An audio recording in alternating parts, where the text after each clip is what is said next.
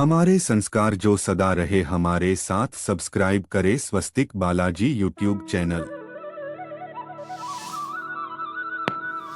નથી અને કુદરત બધું બધાને દેતોય નથી। આ જગત જ્યારે જ્યારે મળ્યું છે ત્યારે અધૂરું જ મળ્યું છે, કોઈને પૂર્ણ મળ્યું નથી। ડુંગરી બાપા કહેતા આ જગત જેને જેને મળ્યું છે ને એને અધૂરું જ મળ્યું છે। દીકરા હોય તો બુદ્ધિ ન હોય, બુદ્ધિ હોય તો ધન ન હોય, ધન હોય તો બાઈ ન હોય, બાઈ હોય તો કભાર ના હોય। હા, નકર જગતનો મહાન ફિલોસોફર સોક્રેટિસ, જગતનો મહાન ફિલોસોફર, કૃષ્ણ મહાન ફિલોસોફર, અને એ બેઠો બેઠો લખતો હતો જેનથીપી મંડી બોલવા મંડી, પત્ની નામ જેનથીપી હતું, મંડી બોલવા આ માણસ હૈલો ન કર ડોલ્યો અને તે બાઈને ખીચ ચડી પાણીની ડોલ ભરતી એ જઈને મત નાખી આવી। એટલે સોક્રેટિસ કહે ગાયદા મેં વરી નહીં પણ આજ વેરી હા।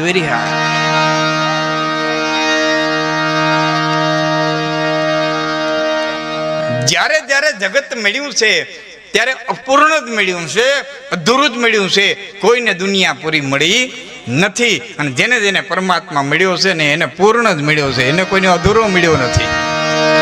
હા, આને અડધો જીડ્યો નાને આખો જીડ્યો ને એવો નહીં, જેને જેને જીડ્યો છે ને એને પૂર્ણ જ જીડ્યો છે। પરમાત્મા મળે છે ત્યારે પૂર્ણ મળે છે, અને જગત મળે છે ત્યારે અધૂરું મળે છે। જો આખા ભાગવતની અંદર રાધા જેવો ક્યાંય શબ્દ નથી, આખા ભાગવતની અંદર રાધા જેવો ક્યાંય શબ્દ નથી, છતાં ગામો ગામના ચોરાની માલિક રાધાની અરે કૃષ્ણ ઉભો।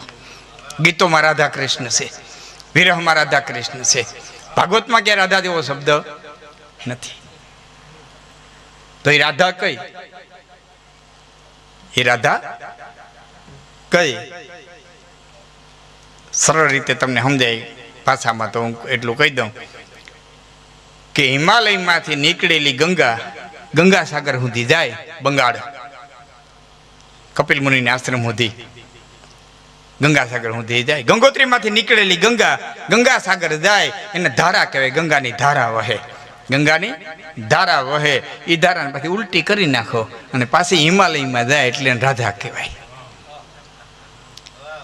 એમાં જીવની ગતિ છે, જગત તરફ જાય ત્યાં સુધી ધારા છે, માલિકર પાછી વરી જાય ત્યાં આ રાધા છે। બાયણે જાય ત્યાં સુધી ધારા, જગતની ધારામાં ઉપડ્યો છે ભાઈ, જેમણો પવન વાય એમણો ઉપડ્યો છે, એ જગતની ધારામાં છે। અને બધેથી હકેલાઈને માલિકર વિયો જાય, આત્મા સુધી પહોંચી જાય એટલે એ રાધા છે, ને એને જ રાધા થવાનો હક છે, એ જ રાધા છે। રાધા ન થાય ત્યાં સુધી કૃષ્ણ પ્રાપ્તિ થાય જ નહીં, કૃષ્ણને પ્રાપ્ત કરવો રાધા જ બનવું પડે। અને લાંબામાં લાંબી યાત્રા હોય તે પોતાના સુધી પહોંચવાની, ટૂંકામાં ટૂંકી યાત્રા હોય તે પોતાના સુધી પહોંચવાની। લાંબામાં લાંબી હોય તો પોતા સુધી બહુનામ જન્માનામ જ્ઞાનવાનામ પ્રભિયતે, અનેક જન્મોને અંતે ત્યાં પહોંચી ગયા લાંબામાં લાંબી। અને ટૂંકામાં ટૂંકી હોય તો અહીં સુધી જવું તો સેટું છે, અહીં તો ક્યાંય સેટું જ નથી, પોતા પાસે છે। અને આ કોણ કરાવી શકે? સત્સંગ માટે ઓજા સત્સંગી, દુર્કુસંગી તો ગ્રહે ટંગી, જમજંગી પિંગલ સુપ્રચંગી, રચે મંગી આ છંદ ત્રિભંગી। સર ત્રણ ઠેકાણે ભાંગે આ છંદ એટલે ત્રિભંગી કહેવાય। ત્રણ ઠેકાણે ભાંગે આ છંદ ત્રિભંગી, સરસાના ચિત્તે છિયાના ફિરની આના, જગમે આખર મરદાના કર નેકી કરશે। આ હાથથી કંઈક નેકી કરી લે, કર નેકી કરશે, દર પર ધરશે, બીજાની ધરતીથી બી થોડોક, કર નેકી કરશે, દર પર ધરશે, પાક નજર છે, તારી નજર પાક રાખ, પાક નજર છે, ધર પ્રીતિ જપ નામ જીગર છે, બાલ ઉમર છે। હા, બાલ ઉમર છે। ચૂનાનો પ્રયોગ ત્રણ રીતે થાય, પાયામાં વપરાય, બે બેલાની વતારે વપરાય ને પિલાસ્તરમાં વપરાય। સિમેન્ટ ત્રણ જગ્યાએ વપરાય, પાયામાં વપરાય, બે બેલાની વતારે વપરાય અને પિલાસ્તરમાં વપરાય। પાયામાં વપરાય ને એ બચપણની ભક્તિ છે, એ બચપણની છે। બે બેલાની વતારે વપરાય ને એ જુવાનીની છે, અને ગટપણની ભક્તિ તો છે ને પિલાસ્તર છે, કઈ ખાટલા પાયા લાગે ને કઈ પોળા ઉખડે એનું કઈ નક્કી ન હોય, એ તો ખાટલા પાયે પોળા ઉખડે। પાયામાં જે છે ને માટે જપ નામ જીગર છે, બાલ ઉંમર છે, અને જસલે જગ છે, જહ જીયણ અપજસ મરણ કર દેખો સબ કોઈ, કા લંકપતિ લે ગયો અને કા કરણ ગયો ખોય. અને તો જહ જીયણ અપજસ મરણ કર દેખો સબ કોઈ. વાવડો વાત લઈ જાય ત્યાં સુધી માણા ભાણામાં દૂધ ન લે. ભાઈ આજ મારા ભાણામાં દૂધ ન દેતા કે કેમ કે ફલાણા ગામની મલેકર ફલાણા આપાએ દેહ છોડ્યો છે. કે તમે કોઈ મેળ્યા હતા કે ના મેળ્યા નહોતા, પણ એની કીર્તિ મારા કાન સુધી આવી હતી. એની કીર્તિ મારા કાન સુધી આવી હતી. વાવડો વાત લઈ જાય ત્યાં સુધી માણા ભાણામાં દૂધ ન લીએ. આવો જસ જીયણ અપજસ મરણ મરણાતતિ રીત્યતે. કૃષ્ણ પણ બોલ્યા ગીતામાં મરણાતતિ રીત્યતે. મરણથી પણ ભયંકર એવું કીધું. આપણે મરણ તેની વાત કરીએ એને મરણાતતિ રીત્યતે, એનાથી પણ ભયંકર. જસ જીયણ અપજસ મરણ કર દેખો સબ. કાંઈ તો પડકારો કરીને કીધું એક વખત કરી લ્યો. કર દેખો સબ કોઈ, કા લંકપતિ લે ગયો અને કા કરણ ગયો હોય. તો જસલે જગશે મન જીતી સર્વભૂતિ તે રતા. બધાને મન જીતી લે, બધાથી પ્રેમ કરી લે. જસલે જગશે મન જીતી ગંભીર સાગર છે, રહે સબર છે અને મિલે ઉધર છે. પરવાના ચીચે છિયાના ફિરને હાના, અને જગમે આખર મરજાના માટે મદના કર મન મેં. હા, અભિમાન કોઈના ન ટકવા દે.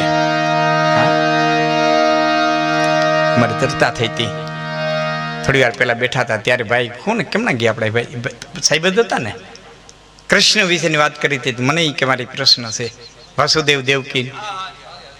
હા, અહીં બેઠા મારું ધ્યાન આમ પડતું હતું. આપે પ્રશ્ન કર્યો. મેં કીધું હું સ્ટેજમાંથી હતી તમને કે આપના પ્રશ્નોનો જવાબ. ઘણા યુવાનોને પ્રશ્ન થાય કે કંસને વાણી સંભળાણી અને 8મું સંતાન દેવકીનો માર છે એ વાણી સંભળાણી અને પછી તમને પિક્ચર વાળા બતાવે, સિરિયલ વાળા બતાવે અને મારા જેવા વક્તા બતાવે. તો રથ પાછો વાયરો ને એક દરવાજો ખોલે ને બીજો દરવાજો ખોલે ને ત્રીજો દરવાજો ખોલે ને કટા કટા 7 દરવાજા ખોલે ને કંસને વાસુદેવને બેડીયું નાખી અને જેલમાં નાખી દીધા. એટલે ઘણા યુવાનોને પ્રશ્ન થાય કે કંસ એટલો મૂર્ખ હતો વાસુદેવ અને દેવકીને ભેળા રાખે. આપે જ કીધું તો મને આ પ્રશ્ન થાય. ઇતિહાસની દ્રષ્ટિએ, ભાગવતની દ્રષ્ટિએ બરોબર છે. ભક્તિને માર્ગે જવું હોય ને તો ભાગવતની દ્રષ્ટિએ તમે જે કીધું એ પ્રમાણે શરણાગતિનો ગ્રંથ છે. પણ ઇતિહાસની દ્રષ્ટિએ તમને વાત કરું તો મથુરાની અંદર 3 પ્રકારના યાદવો રહેતા હતા: અંધક, ભોજ અને વૃષ્ણિ. કૃષ્ણ હતા વૃષ્ણિ વંશના હતા. એટલે ગીતામાં એને માટે વાર્ષ્ણિ શબ્દ ઘણી વખત વપરાણો છે. ધર્માભિભવાત કૃષ્ણ પ્રદોષિત કુલ સ્ત્રીઓ ત્રિષુ દુષ્ટાસુ વાર્ષ્ણેય જાયતી વર્ણ શંકર. વાર્ષ્ણિ શબ્દ વાપર્યો છે, અર્જુને વારંવાર વાપર્યો છે. અંધક કંસ હતો એ ભોજવંશનો હતો, માફ કરજો, હા ભોજવંશનો હતો. અંધક, ભોજ અને વૃષ્ણિ. બાપ રાજા હોય એટલે દીકરો રાજા થાય એવી પરંપરા યાદવોમાં નથી. ગણ સ્વતંત્ર રાજ્યો હતા. પ્રજા રાજા તૂટતી, પ્રજા રાજા પસંદ કરતી. ગણ સ્વતંત્ર રાજ્યો હતા. આ કોઈને નડતું નહોતું. એ જો કોઈને નડતું હોય ને તો મગધને, જરાસંધને નડતું હતું. જરાસંધને વિચાર સતત આવતો હતો કે હું જ્યાં સુધી બળવાન છું ત્યાં સુધી મારી પ્રજા મારા કયામાં છે, પણ જો કાલે સવારે મારું મૃત્યુ થઈ જાય અને મારો દીકરો નબળો થાય તો યાદવોના સ્વતંત્ર રાજ્ય જોઈ અને મારી પ્રજા સ્વતંત્રતા માગે એટલે ગમે એમ કરીને યાદવો ઉપર રાજાશાહી થાપી દેવી જોઈએ. આ સતત વિચાર જરાસંધ, સતત વિચાર. ગમે એમ કરી અને યાદવો માથે રાજાશાહી થાપી દેવી જોઈએ. એટલે પોતાની 2 દીકરીઓ કંસની હારે પરણાવી. જરાસંધે 2 દીકરીઓ કંસની હારે પરણાવ્યું અને એટલું ધન આપ્યું કરિયાવરમાં, એટલું ધન આપ્યું કે કંસ એમાંથી ગુપ્ત મિલિટરી ઊભી કરી શકે, ગુપ્ત સૈન્ય ઊભું કરી શકે. અને કંસે એ કર્યું. કંસે એ કર્યું. ગુપ્ત મિલિટરી, ગુપ્ત સૈન્ય ઊભું કર્યું. હવે ભસ કરવાના 2 હતા, અક્રૂર અને વસુદેવ. એના રાજાઓ હતા, મથુરા નીચે નહોતા. કંસને ખબર હતી અક્રૂર લોભી છે ને અક્રૂરનો લોભ સૈંતક મણીની ચોરી વખતે સતો થયો છે. અત્યારે પાસે સમય નથી લાંબો, નથી તો બધું તમને કહી દે. કોક દી ભાગવત સપ્તાહ કરવા બેસ્યું તે દિવસ બધા મારે ખુલાસા કરે. પણ મારે કહેવાનો અર્થ એ છે કે અક્રૂર લોભી હતા. એ કંસને ખબર હતી કે અક્રૂર ધનથી વશ થઈ શકશે, વસુદેવ ધનથી વશ ન થાય. માટે વસુદેવને માનસિક રીતે ભાંગી નાખો ને તો જ વસુદેવ વશ થાય. એટલે પોતાની હગી બેન હતી એ અક્રૂરની હારે પરણાવ્યા અને કાકરા દેવકની દીકરી દેવકી એ વસુદેવની હારે પરણાવ્યા અને પછી દેવકીને મારે મૂકવા જવા છે એમ કરી અને પોતે રથ હાલતો કર્યો. પછી આકાશવાણી સંભળાવી દેવકીને મારવા ગયો. આ બધી ઘટના છે. વસુદેવે કીધું કે તારે 8મા સંતાનથી બીક છે ને કે હા કે હું તને સંતાન આપી દઈ. એટલે કંસે કીધું તમારા વચન ઉપર મને વિશ્વાસ છે. વસુદેવ ક્યારે અસત્ય બોલતા નથી. વચન ઉપર મને વિશ્વાસ છે પણ એક શરત મારી રે, દેવકીની દાસીઓથી માંડી અને વૈદ સુધીના માણસો મારા રીએ. વસુદેવ એગ્રી થયા. એને એના રાજની માલિકો મોકલી દીધા. દેવકીને ઓધાન એનાથી કંસને સમાચાર મળે તે વૈદ જ્યાં સુધી ડિલિવરી કરાવી જાય ત્યાં સુધીને સમાચાર મળે. સંસ્કૃતના વિદ્વાનોએ એના અર્થો કર્યા છે, આપણે બહુ જાણતા નથી. પણ ભાગવતના 10મા સ્કંધની અંદર લખ્યું છે પથિગ્રહેણ આભાસમ, કંસને આભાસ થયો એવું લખ્યું છે. આકાશવાણી શબ્દ લખ્યો નથી.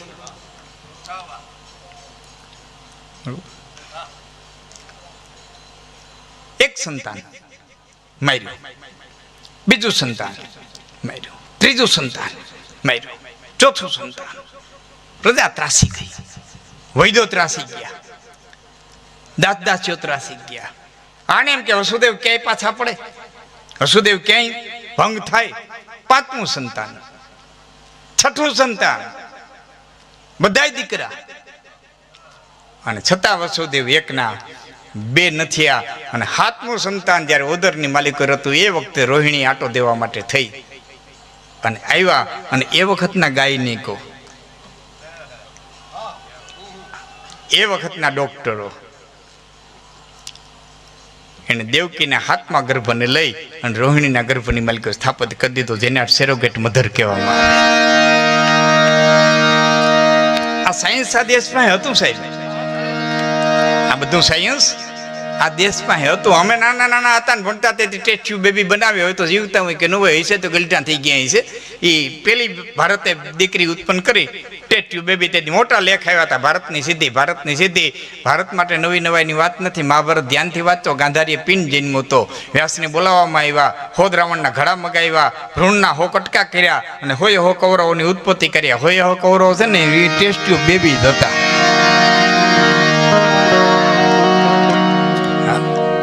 દીકરી મટીને દીકરો થાય, દીકરો મટીને દીકરી થાય, છોકરી મટીને છોકરો થાય, છોકરો મટીને છોકરી થાય. જાતિ પરિવર્તન કરે એ આ દેશ માટે નવી નવાઈની વાત નથી. શિખંડી દીકરી જન્મો તો જાતિ પરિવર્તન કરીને પુરુષ હતો એટલે વિષ્ણુએ બાણ મૂકી દીધા હતા કે જન્મે સ્ત્રી છે એના સામે બાણ મૂનો આપે. સેરોગેટ મધર. એક માનું ઉદર ખરાબ હોય તો બીજી માના ઉદરને ભાડે રાખી અને જે ગર્ભનું પરિવર્તન કરવામાં આવે એને સેરોગેટ મધર કહેવામાં આવે. ડૉક્ટર સાહેબને ખબર હશે 3 કે 4 વર્ષ પહેલા મોટે પાને પેપરમાં સમાચાર આવ્યા હતા. ફોરેનની અંદર એક પુરુષે 2 બાળકનો જન્મ દીધો. ફોરેનમાં એક પુરુષે 2 બાળકનો જન્મ દીધો. વિજ્ઞાનની સિદ્ધિ કરીને લખવામાં આવ્યું. તો આ દેશ માટે બહુ સિદ્ધિની વાત નથી. ભાગવત ધ્યાનથી વાંચો. રાજા માનધાતાના બાપના પેટમાંથી જન્મ હતો. જમણું પડખું ચીરીને એનો જન્મ કરવામાં આવ્યો હતો. આ સાયન્સ આ દેશમાં હતું પણ લઈ ગયા બધું. અહીં એક નથી આવ્યા, ઘણા આવ્યા. ડચ આવ્યા, હુણ આવ્યા, ફિરંગીઓ આવ્યા, મોગલો આવ્યા, ગોરીવંશ, લોધીવંશ. છેલ્લે અંગ્રેજો અમુક જ બુદ્ધિશાળી આવ્યા કે જે આપણા શાસ્ત્રોને લઈ ગયા, બાકી તો ધ્વંસ કરતા ગયા. યુવાન મિત્રોને ખાસ કહું, એવું ન માનવું કે અટાણે અમે 12 ચોપડી ભણેલા છીએ તો અમારા બાપ 4 ચોપડી ભણેલા હતા, તેના બાપ 1 ચોપડી ભણેલા નહીં હોય, એના બાપ તો હાવો ભણે છે, એના બાપ તો હાવો ભણે છે. આવી માન્યતા દૃઢ કરવાની કોઈ જરૂરિયાત નથી. હા, આ માન્યતા દૃઢ કરવાની જરૂર નથી. એનો તમને દાખલો દઉં. અટાણે કોઈ રાજકીય નેતા ઉભો થઈને એમ નહીં કે મારે મારા રાજ્યને બિહાર બનાવવું. કે કોઈ મારે મારા રાજ્યને બિહાર બનાવવું, બિહાર મોડલ બનાવવું નહીં. બિહારને એટલું અગોવી નાખ્યું કે કોઈ એમ નહીં કે મારે બિહાર બનાવવું. પણ 2,000 વર્ષ મારે પાછા આવો, મારી અરે 2,500 વર્ષ પાછા આવો તો બિહાર એટલે ચંદ્રગુપ્ત મૌર્ય, બિહાર એટલે બિંદુસાર, બિહાર એટલે નાલંદા વિદ્યાપીઠ, બિહાર એટલે સમ્રાટ અશોક, બિહાર એટલે ચાણક્ય, બિહાર એટલે ભગવાન બુદ્ધ, બિહાર એટલે મહાવીર સ્વામી. અને એના સાધુએ એટલો વિહાર કર્યો, એટલો વિહાર કર્યો, એટલો વિહાર કર્યો કે આખા પ્રદેશનું નામ જ વિહાર પડી ગયું, બિહાર બિહાર બિહાર બિહાર બિહાર. હવે પાછા આવો, મારે યાત્રા કરો 1 મિનિટ પૂરતી. પાછા આવો. વર્ષ દી પહેલા ભારત સરકારે સીપીએસસીની, જીપીએસસીની, શેની કંઈક કહેવાય, યુપીએસસીની શેની પરીક્ષા લીધી. 1723 વિદ્યાર્થી પાસ થયા, આઈએસ અધિકારીઓ 1723 પાસ થયા ભારતમાંથી. એમાં 1123 બિહારના, 600 અન્ય રાજ્યના, 600 અન્ય રાજ્યના. ગુજરાતનો એક પણ નહીં. નીકળ્યા માવા ખાધા, મોટરસાયકલ ફેરવા, સફાઈઓ ગજવ્યો.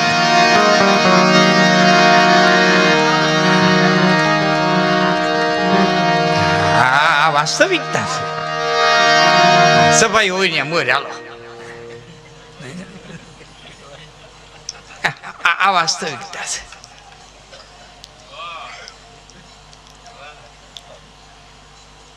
તો આ દેશ હાથમાં ગર્ભ રોહિણીજીને ગર્ભની અંદર રોપી અને જાહેર કરી દેવામાં આવ્યું, જેને અટાની ભાષામાં આપણે મિસ ડિલિવરી કહીએ, જે તે ગામડાની ભાષામાં આપણે કહવા કહીએ કે જે કંઈ એને નામ દેતા હોય તે દેવકીને બાળક જન્મ્યું નથી અને કંસે સ્વીકારી લીધું. 8મું બાળક ઓદરની માલિકો રહ્યું ત્યારે મથુરામાં જબરદસ્ત સભા ભરી કંસે ઉભા થઈને કીધું કે હાથમાં બાળકને ગુમ કરી દીધું છે એવો મને પાકી શંકા છે. કારણ કે મારા વૈદો, મારા ડોક્ટરો, મારા નોકર ચાકરો એમ તમામ કહેતા હતા કે દેવકીની તબિયત સંપૂર્ણપણે સ્વચ્છ હતી, અને છતાં એમ કીધું કે બાળક નથી જન્મ્યું. તો હાથમાં બાળકને વસુદેવે ગમે ગુમ કરી દીધું છે. એટલે મથુરાવાસીઓને વિનંતી કરું છું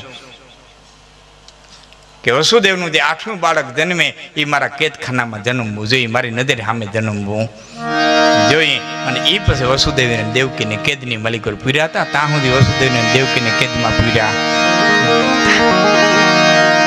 આપણા પ્રશ્નો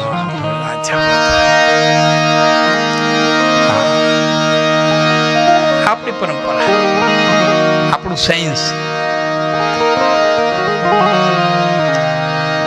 કહેવાનો અર્થ એ છે કે જોકે મજાની વાત તો દિનેશભાઈ એ છે, ઘણી વખત ઉભા થઈને કહેતા હોય ને આપણે આપણી પરંપરા જાળવી રાખવી જોઈએ. પણ પરંપરા તમે ગણો કે ને ક્યાંથી? 100 વર્ષથી, 200 વર્ષથી, 500 વર્ષથી, 1000 વર્ષથી પરંપરાનું તમારું નક્કી તો હોવું જોઈએ કે અમે અહીંથી પરંપરા ગણીએ. સરનામું તો હોવું જોઈએ ને અમારી પરંપરા, પણ ક્યાંથી? હા, એ પાછું નક્કી થવું જોઈએ.